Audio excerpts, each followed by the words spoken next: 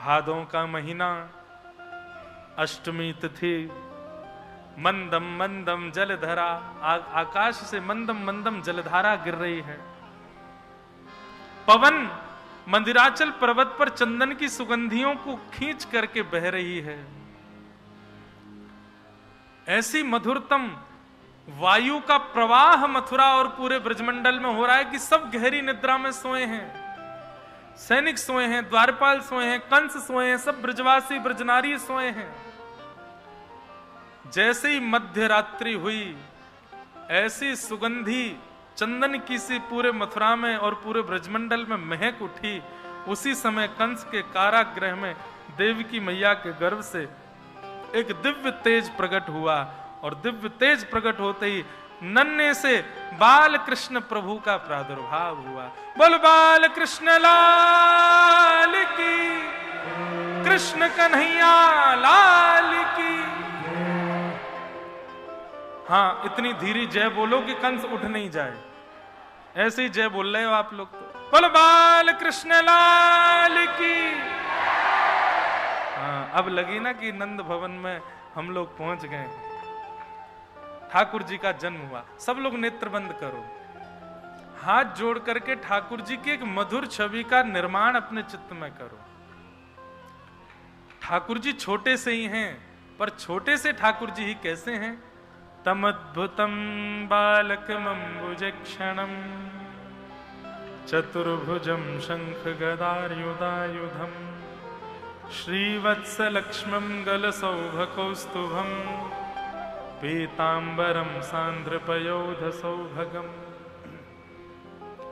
नन्हे से ठाकुर जी के चतुर्भुज रूप हैं, शंख चक्र गदा पद्म हाथों में धारण किए हैं, पीतांबरी ठाकुर जी ने पहनी हुई है, सांवला सा ठाकुर जी का मुख है, कमल जैसे ठाकुर जी के नेत्र हैं, कमल जैसी मुखाकृति है, कौस्तुभ मणि गले में पहन करके ठाकुर जी पूर्ण श्रृंगार करके देवकी मैया के गर्भ से प्रकट हुए।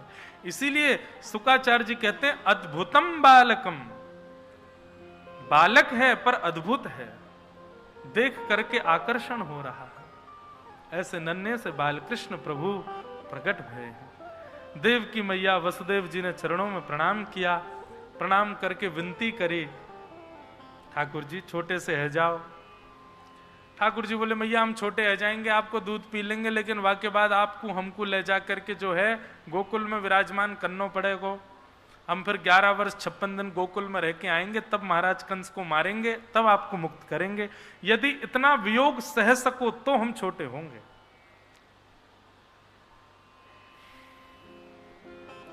विषय बहुत बड़ा होगा, हम जाएंगे नहीं उसमें। देवकी मैया ने ठाकुर जी से जो बाल रूप में आने के आग्रह किया है, ठाकुर जी बालक बन गए।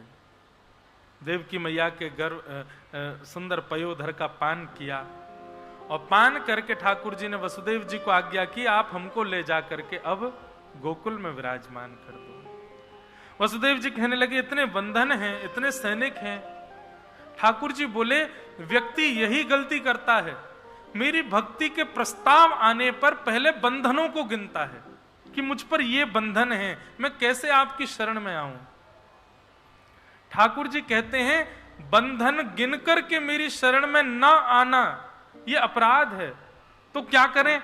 बोले बंधनों को रहने दो, बंधनों को होने दो, आप मेरे शरण ग्रहण कर लो, इतना विश्वास मुझ पर करो, बंधन खोलने की जिम्मेवारी मेरी है, बंधन मैं खोलूंगा। अब सब काम तुम खुद ही कर लो, बंधन भी खुद ही खोल लो, बंधनों से मुक्त भी खुद ही हो लो, इसी में ही पूरा समय निकल जाएगा। अरे बंधनों को होने दो, आइए आप ठाकुर जी की शरण में। सर्वधर्मान परित्यज्य माम एकम शरणम ब्रज, आप जाइए केवल ठाकुर जी की शरण में, बंधन खोलने की जिम्मेवारी ठाकुर जी की है। वसुदेव जी ने जैसे ही ठाकुर जी को गोद में लिया, हाथ की हथकड़ियां खुल गईं, पैरों की बेड़ियां खुल गईं, और श्री वसुदेव जी महाराज ठाकुर जी को लेकर के गोकुल जा रहे हैं। मंदम मंदम जलधारा गिर रही थी। जैसे ही कारागृह से बाहर आए तो शेषनाग ने आकर के ऊपर से ठाकुर जी को छत्र प्रदान कर दिया। भागवत में वर्णन आता है हिंसक जीव और हिंसक जीव जिन पशुओं का शिकार करते हैं वे दोनों संग खड़े होकर के ठाकुर जी का दर्शन कर रहे हैं। मतलब शेर और हिरण दोनों अगल बगल में खड़े हैं, ठाकुर जी का दर्शन कर रहे हैं। चूहा और सर्प दोनों अगल बगल में खड़े होकर के ठाकुर जी का दर्शन कर रहे हैं। नेवला और सर्प मतलब ठाकुर जी के प्रकट होते ही सबके हृदय का बैर भाव अपने आप नष्ट हो गया।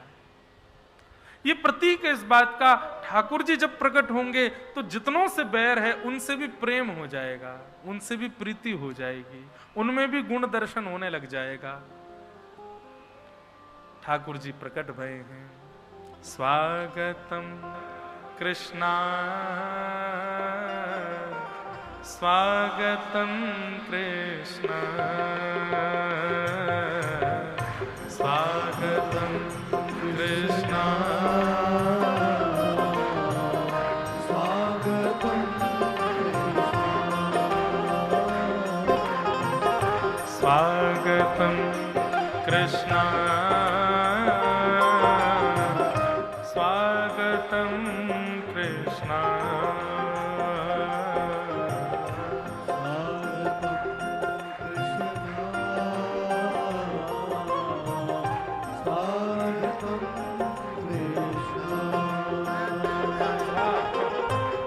बड़े ठाकुर जी, लाओ भैया आ जाओ।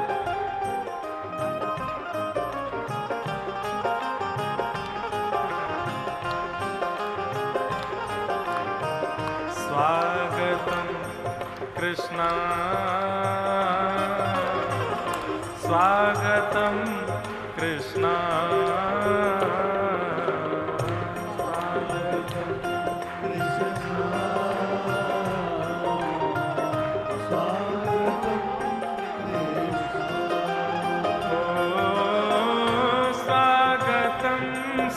सुस्वागतम शरणागतम कृष्णा स्वागतम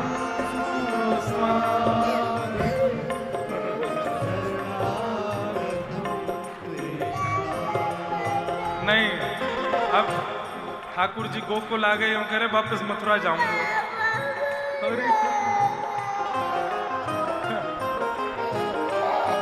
देख कंस मामा आ गए, जाओ।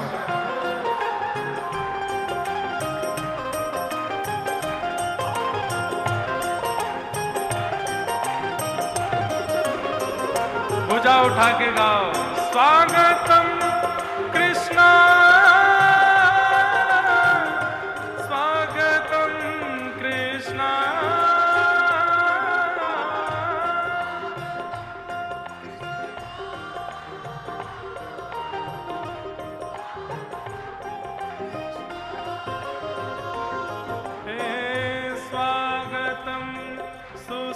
स्वागतम शरणागतम कृष्णा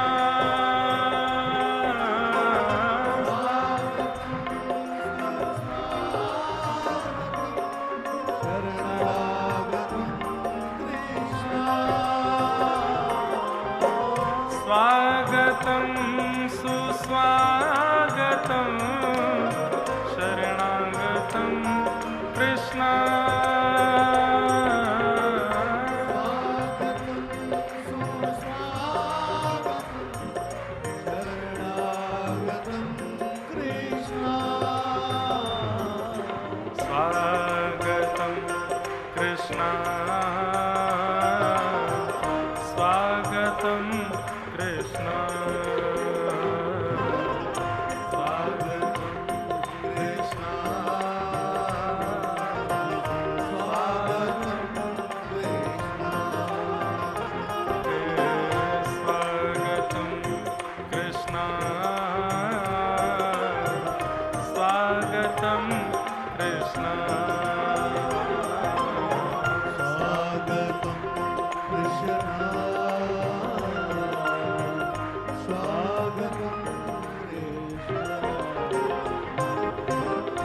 बाल कृष्ण लाल की।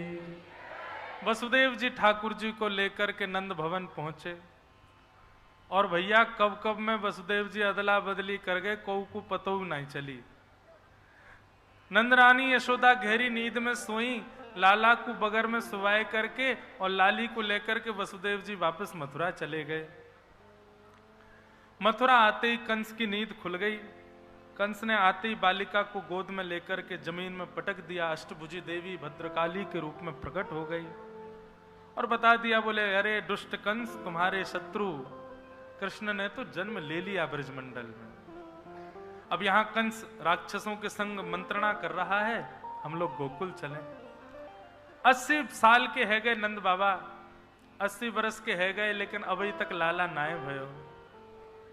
पर सबन को अब आभास है लगो कि भैया अब के तो नंद बाबा के लाला है जाएगो।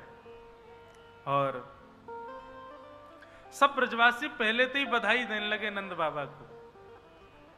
लेकिन आज नंद रानी यशोदा गहरी नींद में सोई है, सुबह सूर्य उदय है गयो, अभी तक उठे ही ना है। इतने में ही नंदा सुनंदा ये दोनों बहन नंद बाबा की पहुंच गई यशोदा जी के गृह में। सब लोग शांति से विराज जाओ। जैसे ही नंदा सुनंदा पहुंची, देखी कि महाराज गहरी निद्रा में सोई है यशोदा मैया, बगल में नेक सो लाला